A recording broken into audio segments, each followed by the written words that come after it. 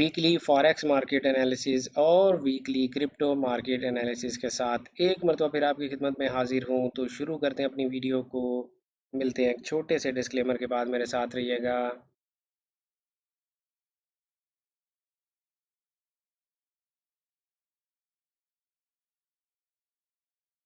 Welcome back traders, अस्सलाम वालेकुम। मैं हूं आपका दोस्त, आपका भाई, आपका कोच रियाज हुसैन, और आपको दिल की गहराइयों से खुशामदीद कहता हूं अपने ट्रेडिंग चैनल पर। ये चैनल आपको एक ऐसा वाहिद चैनल है जो विदाउट इंडिकेटर्स आपको ट्रेड करना सिखाता है। हम किसी किस्म का इंडिकेटर अपनी ट्रेडिंग स्ट्रेटजी में इस्तेमाल नहीं करते। हम सिर्फ और सिर्फ चार्ट को पढ़ते हैं, कैंडल स्टिक्स को पढ़ते हैं, कैंडल स्टिक्स बिहेवियर को देखने के बाद हम अपने ट्रेडिंग डिसीजंस लेते हैं।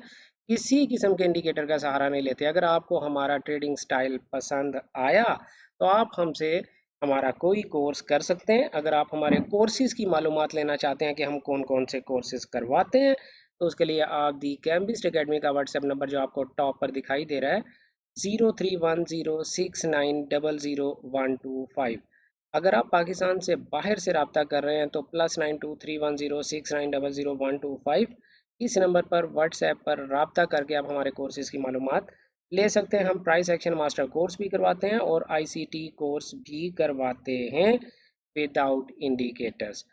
तो शुरू करते हैं जनाब अपने वीकली एनालिसिस को, जो कि ज़्यादातर हमारा आईसीटी बेस्ड एनालिसिस होता है, लेकिन कभी कभी हम किसी पेयर को 1 2 3 मूव के ऊपर भी एनालाइज करते हैं। तो डॉलर इंडेक्स को अगर मैं देख कर आपको बताता चलूँ तो मेरे ख्याल से डॉलर इंडेक्स को इस लो तक आने से कोई नहीं रोक सकता।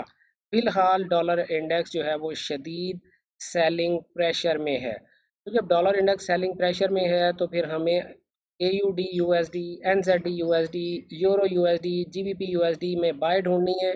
USD CHF और USD JPY में सेल ढूंढनी है।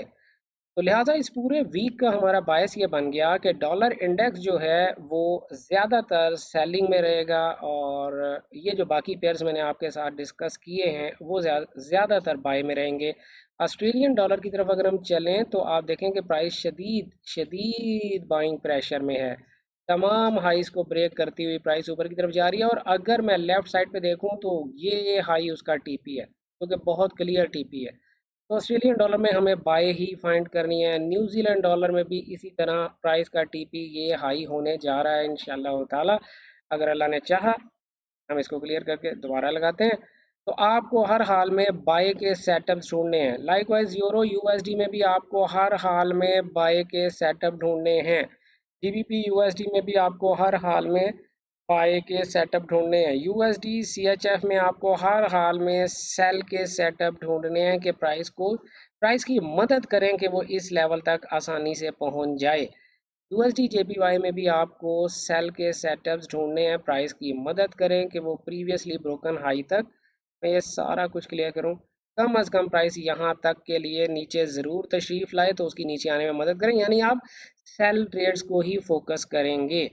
इसके अलावा हम चलते हैं, आप लोग जीबीपी जेपीवाई में भी मुझसे अक्सर एनालिसिस करवाते हैं। तो जीबीपी जेपीवाई में अगर मैं एनालाइज करूं तो प्राइस ऊपर जा रही है, और डेली टाइम फ्रेम में मेरे पास एज सच कोई एंट्री रीज़न नहीं है। वीकली में जाता हूं और वीकली में भी मुझे कुछ समझ नहीं आ रहा। तो मंथली में जब मैं गया तो मंथली देख के मुझे एहसास हुआ कि प्राइस का ये हाई 215 तकरीबन ऑलमोस्ट $215 के पास पास प्राइस लाजमी जाना चाह रही है। तो तकरीबन ये सफ़र अभी भी प्राइस का बाकी है। ये प्रीवियसली मंथली स्ट्रक्चर है।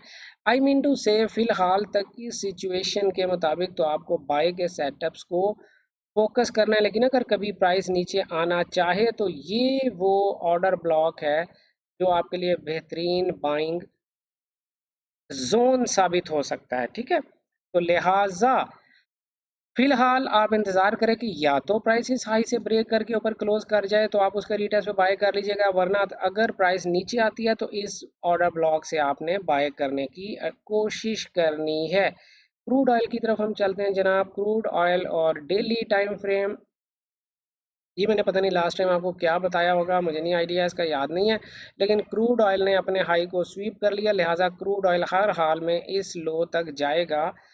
और ऐसा भी मुमकिन है कि क्रूड ऑयल प्रीवियस डे के लो को स्वीप करके वापस ऊपर चला जाए, लेकिन बहुत ज़्यादा चांसेस हैं कि वो इस लो तक लाजमी आएगा। तो आपने क्रूड ऑयल में फ़िलहाल सेल के सेटअप्स फाइंड करने हैं।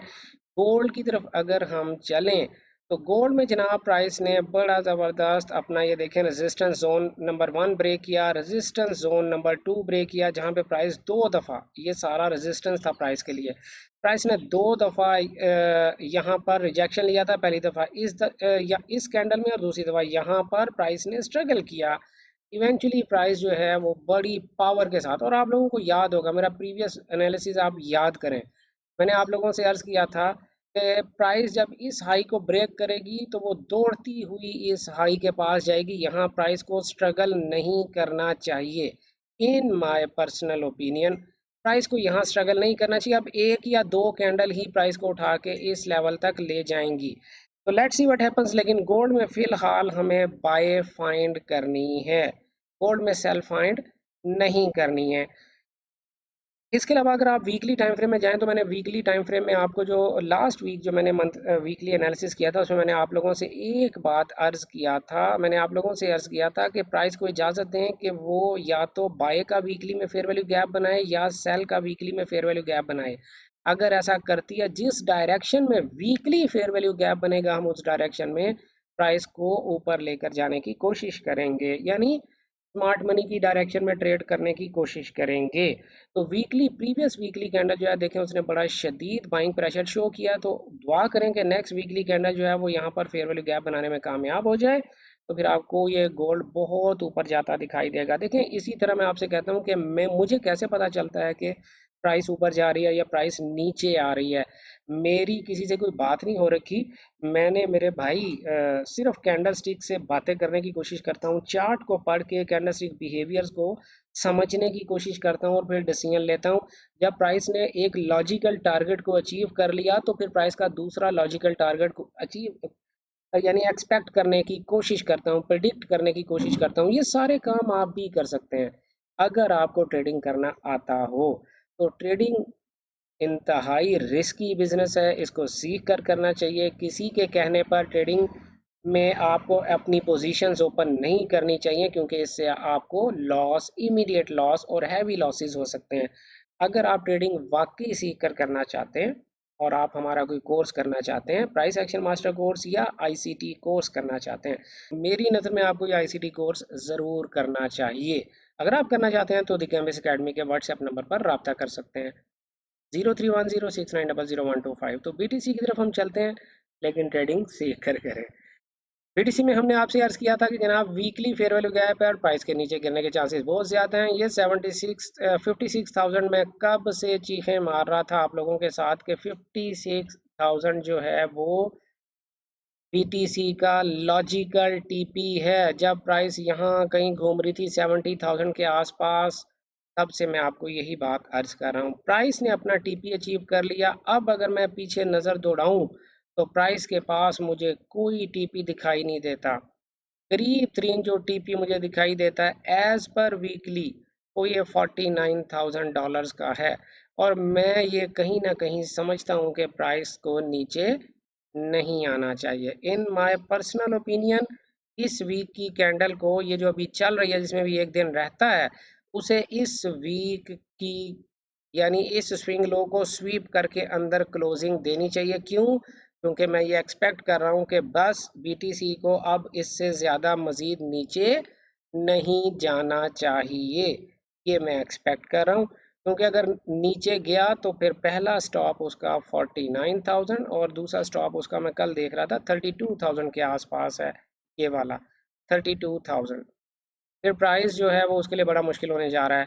लेकिन एज़ पर वीकली प्राइस जो है वो 38,000 के पास से भी वापस ऊपर जा सकती है, लेकिन मैं इतना नीचे इसको आते देख ही नहीं रहा। मेरी नज़र में प्राइस को इस लो को स्वीप करके वापस ऊपर चले जाना चाहिए। इथीरियम की तरफ हम चलते हैं।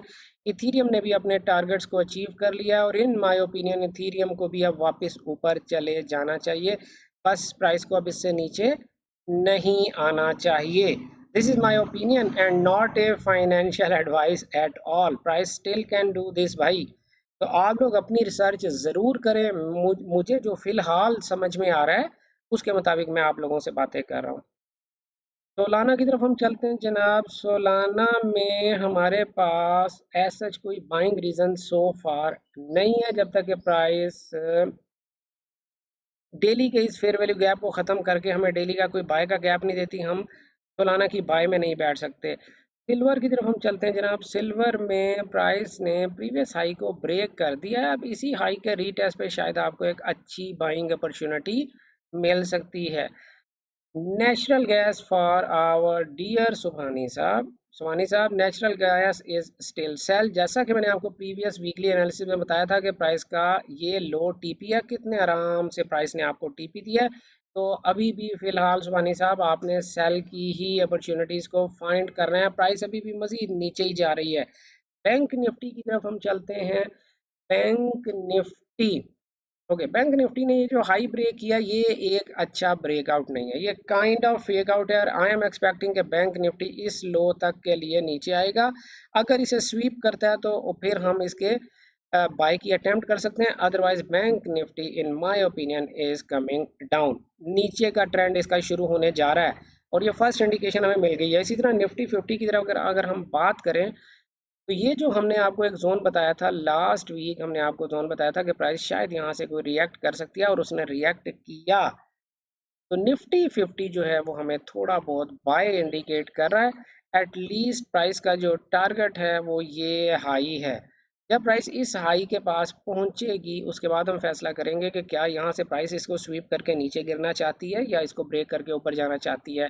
तो थोड़ी देर के लिए तो इसमें बाय आ सकती है, लेकिन उसके बाद फिर दोबारा फैसला किया जाएगा कि प्राइस क्या कर रही है। तो ये हमारा जनाब वीकली फॉरेक्स मार्केट एनालिसिस था और वीकली क्रिप्टो मार्केट एनालिसिस था। इसके अलावा हमने इंडियन स्टॉक्स को भी थोड़ा बहुत डिस्कस किया।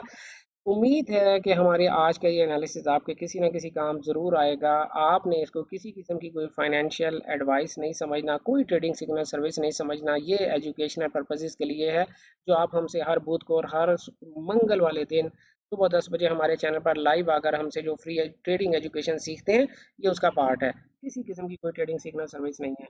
तो मिलते हैं बुध वाले दिन सुबह 10 बजे इसी चैनल पर आपके क्वेश्चंस और हमारे आंसर्स के साथ। तब तक अपना ढेर सारा ख्याल रखिएगा, दुआओं में याद रखिएगा। गुड लक, हैप्पी ट्रेडिंग, अल्लाह हाफिज़।